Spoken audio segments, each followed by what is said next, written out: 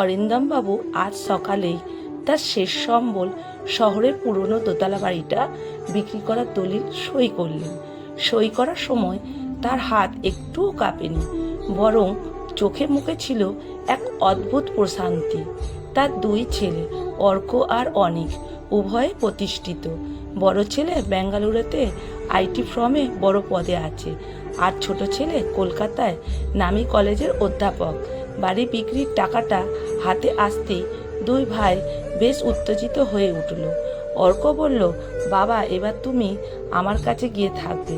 ফ্ল্যাটের পাশে ঘরটায় তোমার জন্য সাজিয়ে রেখেছি।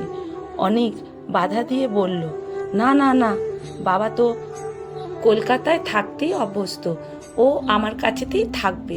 অরিন্দমবাবু মৃদু হাসলেন। তিনি জানতেন এই তর্কের উৎসব ভালোবাসায় নয়, বরং বাবার বিপুল অঙ্কের ব্যাংক ব্যালেন্স আর একা হয়ে যাবার বৃদ্ধ মানুষটিকে আগলে রাখার এক সামাজিক দায়বদ্ধতা।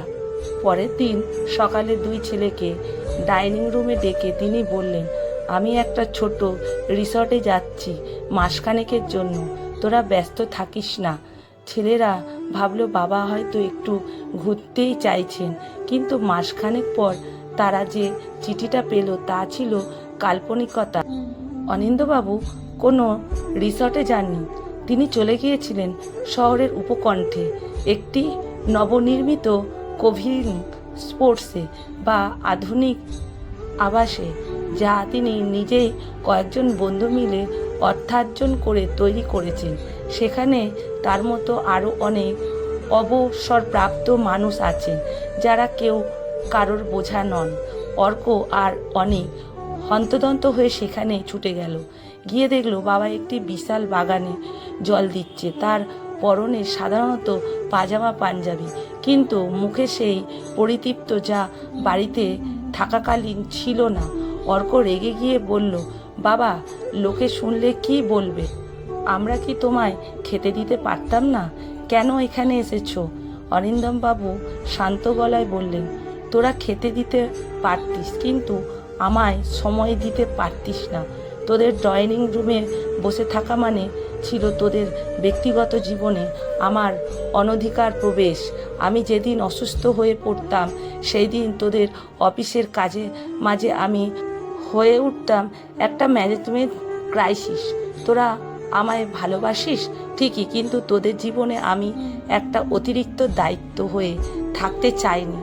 অনেক কাঁদো কাঁদো হয়ে বলল, কিন্তু বাবা, বাড়িটা বিক্রি করার কি দরকার ছিল? আমরা তো ছিলামই। অরিন্দমবাবু অনিকের কাঁধে হাত রেখে বললেন, সংসার মানেই মায়া আর প্রত্যাশা। আমি চেয়েছিলাম তোদের ওপর থেকে আমার প্রত্যাশা ভারটা সরিয়ে নিতে। এই যে টাকাটা আমি এখানে বিনিয়োগ করেছি, তাতে আমার মতো আরও 10 জন মানুষ শ্মশান থাকতে পারছে। এখানে কেউ কারোর করুণার পাত্র নয়। আমরা সকালে গান করি, বিকেলে ছবি আঁকি, রাতে সবাই মিলে আড্ডা দিই।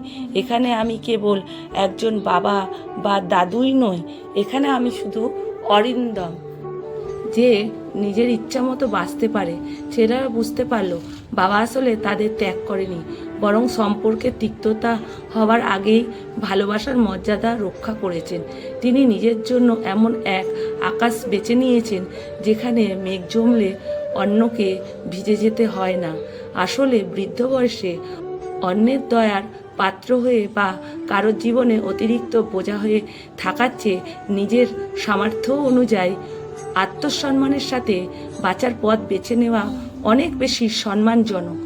সন্তানদের প্রতি ভালোবাসা মানেই তাদের ওপর নির্ভরশীল হওয়া নয়, বরং তাদের স্বাধীনভাবে বাড়তে দিয়ে নিজের অবসরকেও উপভোগ করা।